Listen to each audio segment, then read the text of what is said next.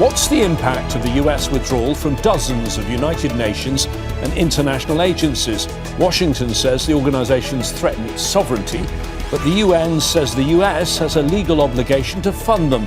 So where does this all leave the multilateral global order? This is Inside Story.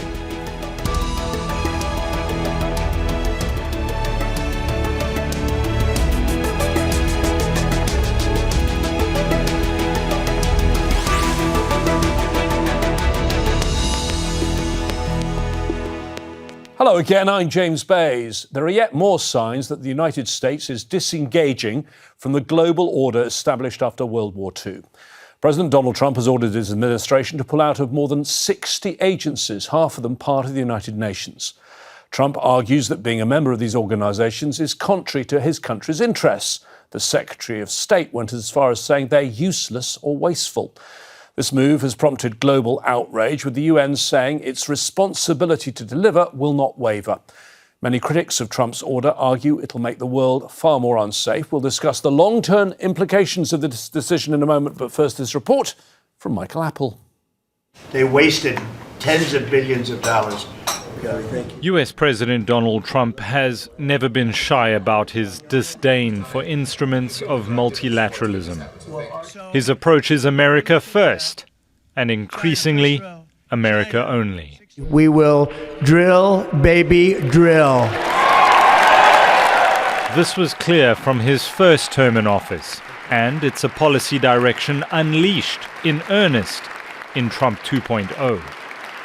This week, the White House announced the withdrawal from dozens of international organizations, conventions, and treaties. Among them, the UN Framework Convention on Climate Change, considered the bedrock of the 2015 Paris Climate Agreement, which the US officially exits for the second time at the end of this month. Trump has consistently taken swipes at the UN, calling it an ineffectual talk shop, and is now severing ties with 31 of its organizations. These are the two things I got from the United Nations, a bad escalator and a bad teleprompter.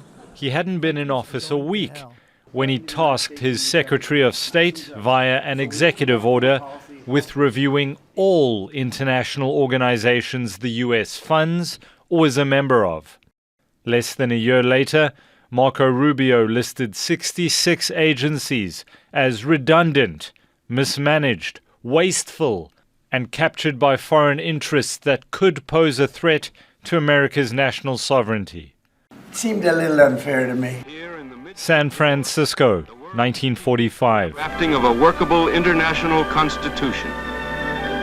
The signing of the UN Charter signaled the birth of a rules-based order, bound by consensus building, multilateralism, and international cooperation. It would form the basis of international law, a framework upon which the UN exists, which Trump has sent mixed messages about.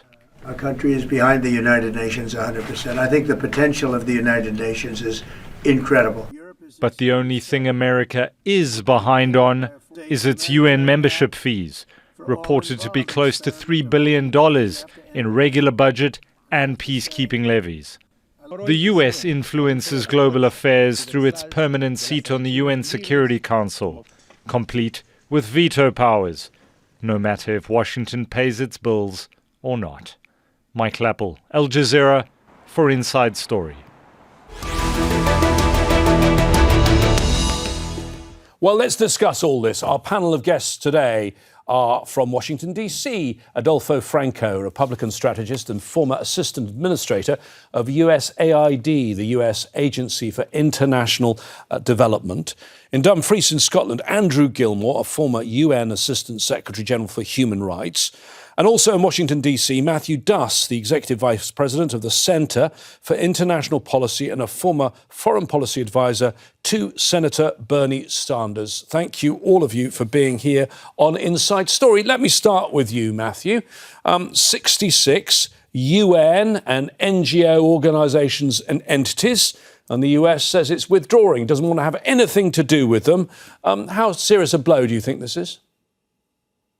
I think it's a pretty serious blow. It's consistent with Trump's approach, I think, to most to most of his affairs, whether it's in business, whether it's in domestic policy, and whether it's in global affairs. And that is, he sees his approach as a zero-sum contest for power. There is really no recognition and no respect for the fact that countries can engage international organizations in a positive sum fashion.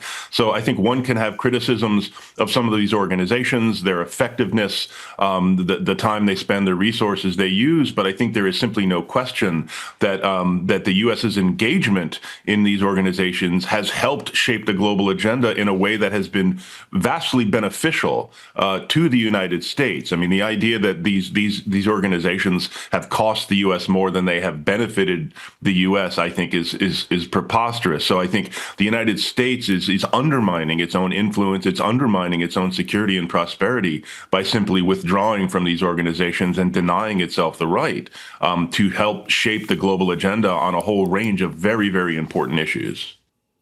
Andrew, you've worked at the highest levels of the United Nations, quite literally. You've worked in that iconic tower block by the East River in New York, where the Secretary General sits on the 38th floor. How concerned will they be right now in Manhattan about this? They will be concerned because the United States, of course, is the largest country in the world and the most powerful. So when they pull out, it weakens it. Not catastrophically, the organizations will continue. What will not continue is that America's influence over those organizations will disappear. But frankly, I mean, and on many occasions, that influence was extremely welcome over the decades since it was set up. And nevertheless, though, if they decide to pull out, life will go on and people will continue to work as constructively as they can. Of course, Andrew, they'd already pulled out of parts of the UN last year, and they did it during Trump's first term. Things like the World Health Organization, UNRWA, the part of the UN that deals with the Palestinians. You could argue that the entities, the UN entities and some of the other NGOs that work with the UN that they've pulled out of are relatively small fry. I mean, there are things like the World Food Programme, there are things like the Refugee Agency, UNHCR, or the International Organization of Migration, and we know what Trump thinks about migrants and refugees. I mean, do you think some in the UN will be thinking this could have been much worse?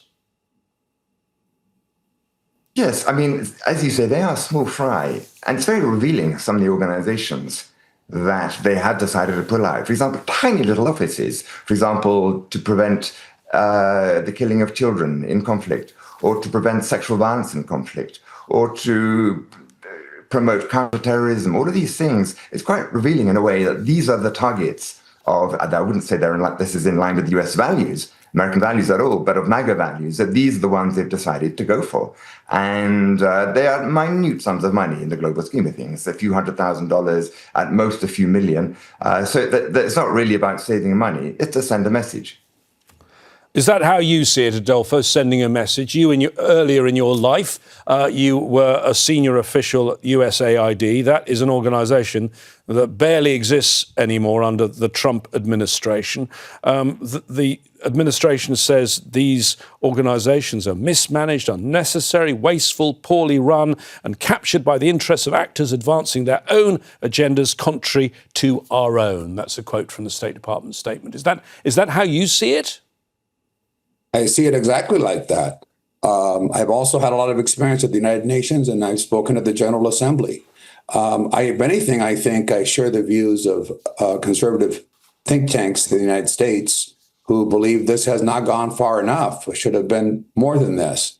There are a couple of things here, with all respect to the other guests. The United States contributes 28% of the budget, overall budget of the UN. The guest from Dumfries, if that's insignificant, if we withdraw from this, that's fine. I guess they can do it with the 72% that remains. We're the largest contributor, but we get the least results from our interest. This is a bloated, out-of-date bureaucracy. This has been bipartisan, by the way, in the United States, attacks on the United Nations. We spend at least 13 to 18 $1 billion a year, at least, probably more, through all kinds of other organizations, on an agenda that furthers an anti-American agenda and doesn't shape anything in the world. There was a reference earlier to the Security Council, which of course will remain on. And by the way, the World Food Program, which is managed by an American, and UNICEF. So this isn't all the organizations, but it doesn't shape the agenda. It attacks the agenda. It's a forum for the extreme left and an outdated organization that maybe had sense 80 years ago and previous to that, the League of Nations, when people had to sit around in a room and that we didn't have the technology we have today. It is a forum to attack the United States and inconsistent generally with American values, my opinion, and certainly those of Israel and our other allies. So at the end of the day, the Security Council is the key body. There's a veto. The superpowers cancel each other out, and it doesn't serve much good other than a propaganda arm. The programs I have worked with the United Nations over many years, the development programs, I think were poorly managed, very expensive. As the World Bank, they seem to be budgets seem to be irrelevant to them. And it's a lot of talk. If you're ever in New York or Brussels, talk, and very little action.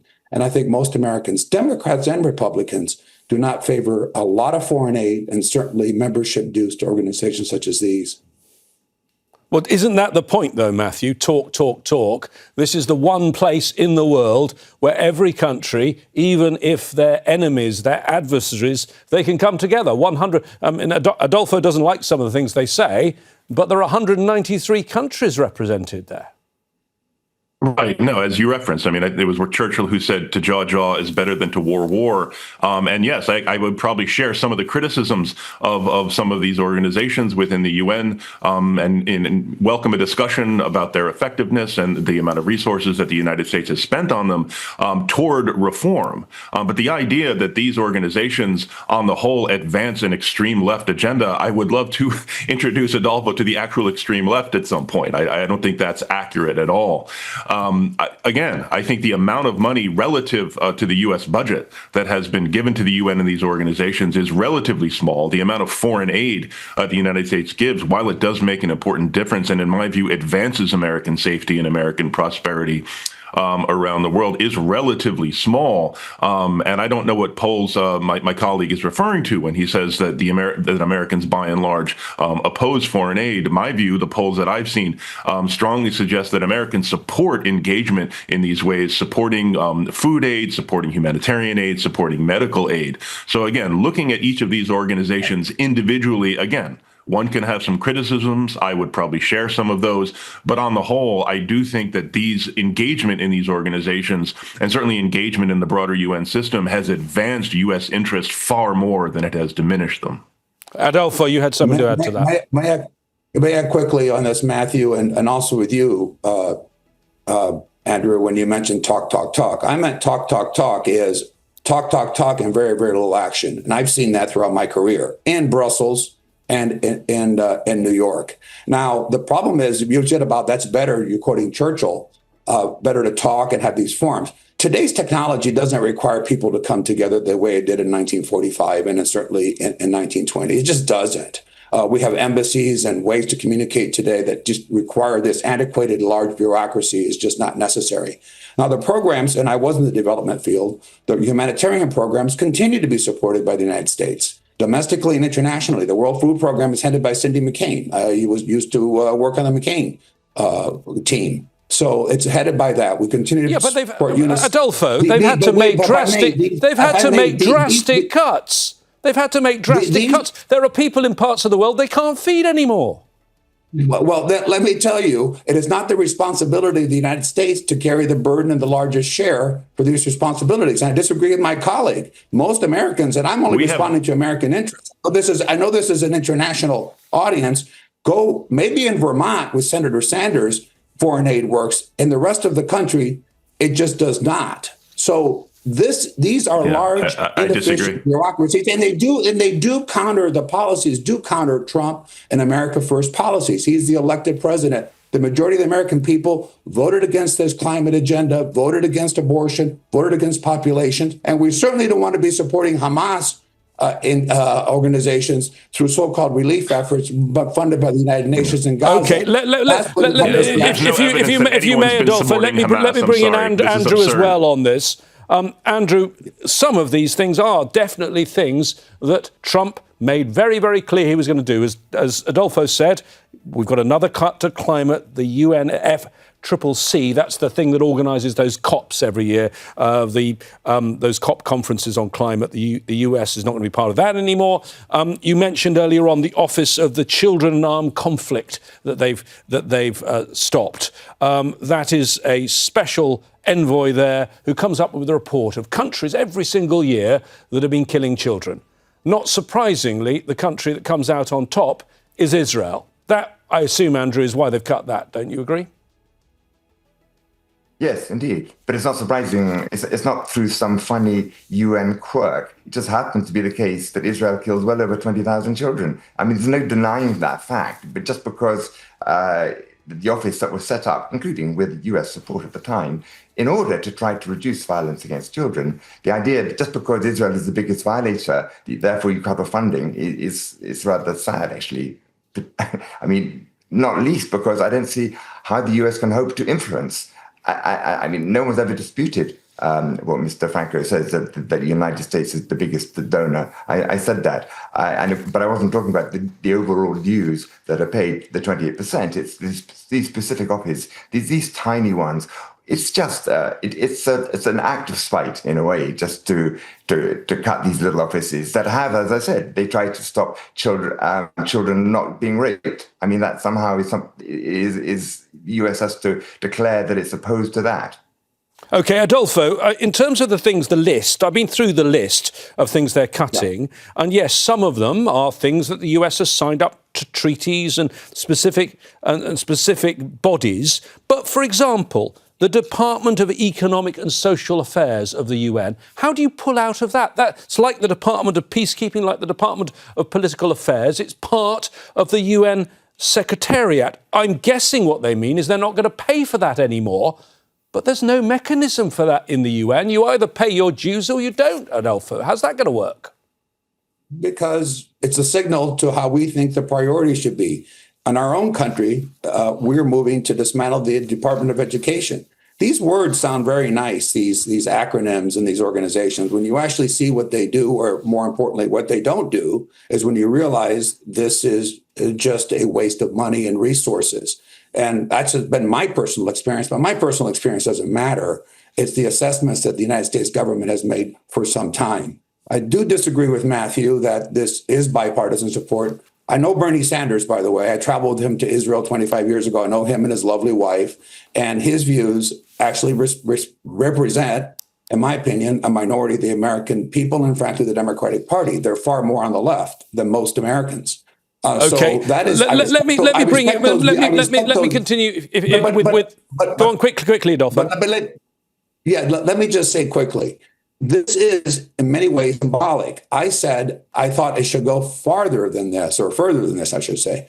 And American think tanks here in Washington, D.C. feel the same way. I think this is the beginning of the end of U.S. withdrawal from the United Nations if this administration's policies continue, and the future in 2028 is a reaffirmation of the Trump agenda. It is okay. So you are. If I can bring in Matthew on that point. We do bilateral agreements too. Yeah. We do bilateral agreements. It doesn't have to be multilateral. Okay, let me bring in Matthew on that point. This could be the beginning of the end of the United Nations. As we say, the US is the biggest contributor, but the US hasn't actually paid its dues for last year. Right. And if you don't pay for 2 years, you don't get a vote in the General Assembly. Do you think that the Trump administration might not pay again for a second time, and then if it was not allowed to vote, it might then say, well, they won't let us vote, so we're going to pull out? Is there a real risk of the US pulling out of the UN? I do think there's a real risk. I mean, let me just first back up. I mean, Senator Sanders doesn't need me to defend him. He can speak quite capably for himself. I just would note, in response to Adolfo's claim, Senator Sanders is consistently rated the most popular politician in the country, not just in Vermont. He can look it up. So I just want to kind of deal with that claim that his views don't represent any constituency in the United States. That's a fact.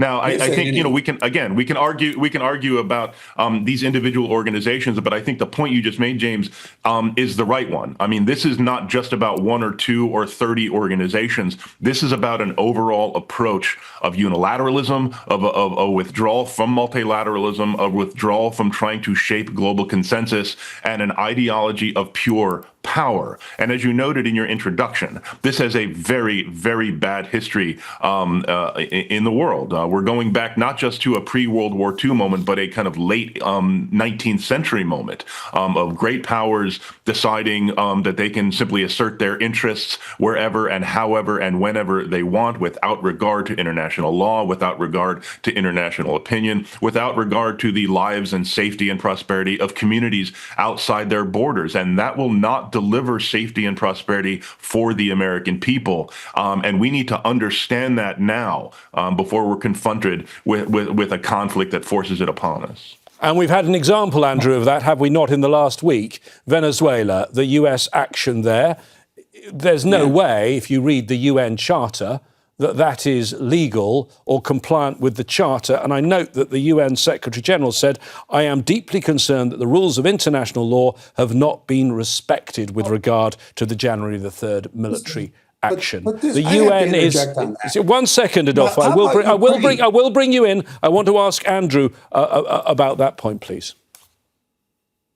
I think Stephen Miller from the White House let the cat out of the bag earlier on Monday when he said, basically, the world is governed by strength, by power, and by force.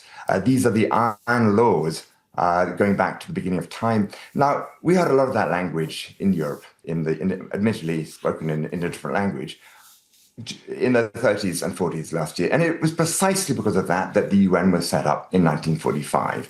And very high up in the UN's agenda, the founding members of the Charter, the Truman administration, and every successive administration, Republicans and Democrats, have essentially been in favor of this Charter, including the fact that you just don't invade a country because you don't like the guy, or because you want to take their assets. That was one of the cardinal aspects. And it's why the League of Nations failed, where it didn't take action properly against Mussolini and Hitler.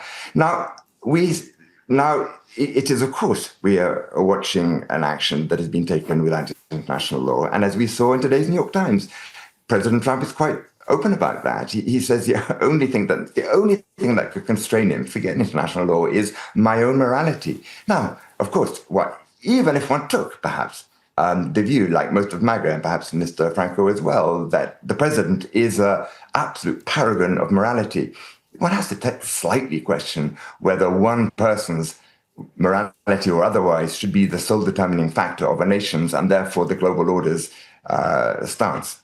Let me bring in Adolfo on this. It's worth noting that 80 years ago were the very first meetings of the United Nations. This month, 80 years ago, we had the first meeting of the General Assembly, and then on the 17th of January 1946, the first meeting of the Security Council. And yet, and I'm not just quoting anyone here, Adolfo, your closest allies, the French President Emmanuel Macron, fears that that the US is breaking free from the international rules. Frank-Walter Steinmeier, the President of Germany, another great ally of the US, says he's worried that the world is turning into a robber's den. Well, a couple of questions, a couple of answers. First of all, you said it. I'm glad you mentioned 80 years. That tells you how antiquated this is, and it's time for either reform or a different way to approach diplomacy. Well, Adolfo, we've not had a world war for 80 years. If I may finish, since I have the host and the two other guests taking completely different views, I have a little airtime here. Number one, 80 years tells you that we need necessary reforms, and this is the first step. Secondly, this notion here, this reminds me of the talk I refer, with all due respect, in Brussels and New York. International order, international law, countries could do what they wish. You didn't mention the invasion of Ukraine, and nothing has happened. By the way, President Obama in 2014, Crimea was seized. The United Nations did nothing, and neither did the United States. Here are the facts. and the real politics of the world is. You have a Security Council. You talk about international law. Who enforces it? Well, the United States can veto anything. So can China. So can Russia. So this is at best an honor code. I do respect the other guests. Maybe they think people coming together, which of course these are just dispatched diplomats, they don't have really independent authority, can respect something called international law. The fact of the matter is that all kinds of allegations about Israel violating international law, and of course they've taken the action they've deemed necessary in Gaza. Same thing in what happened with Ukraine, and of course our removal of an illegitimate dictator, not a sovereign, under our law in 1989, totally permissible, and a person that by more than 50 countries, including our guest country of Great Britain, do not recognize as individual. I don't know what that's a violation of, frankly. Article 2 of the Charter makes it clear that any nations that has its security threatened can take appropriate action. Long and short of it is, who enforces international law? There's an implication here for the viewers. There's some super body called the UN that sets the standards and everybody abides by them. Russia doesn't abide by them. China invaded Tibet in 1951. Nobody did anything about that. Okay, I get the point. You made that point very clearly there, Adolfo. Let me just bring in Matthew, because there are some voices, even in Europe. The former and youngest French Prime Minister, Gabriel Attal, said that Europe's beginning to look like naive defenders of institutions that are now utterly obsolete. And the sacked UK ambassador to the US, Sir Peter Mandelson, said that for a long time the rules-based system, beloved of foreign offices, think tanks and academic seminars, has effectively not existed. They're making the point the world has changed. Do you think we have to give up the system of the last 80 years, or at least moderate it for this new world where might is right?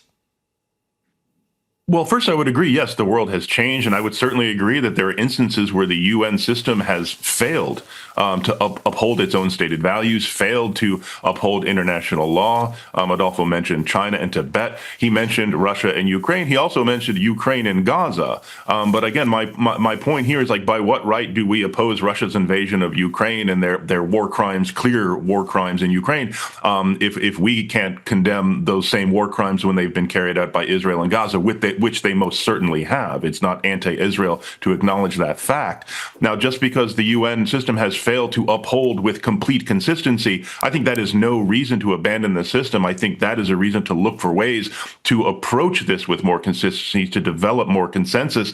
I agree with what Adolfo said. There is no supranational body that gets to lay down, that gets to rule on all of these things. There isn't an international court of justice. There isn't an international criminal court that can offer these opinions.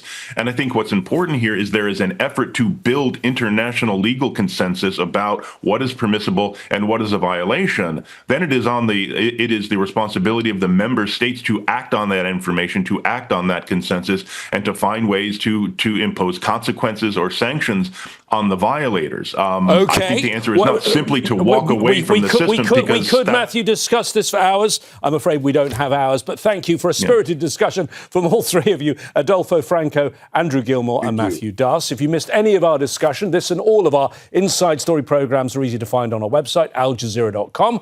What do you think we should discuss next time? Get in touch using our Facebook page. That's facebook.com/AJ Inside Story. Alternatively, find us on X. We are at AJ Inside Story. I'll be back here very soon. From me, James Bays, and the team here in Doha. Stay safe. Bye-bye for now.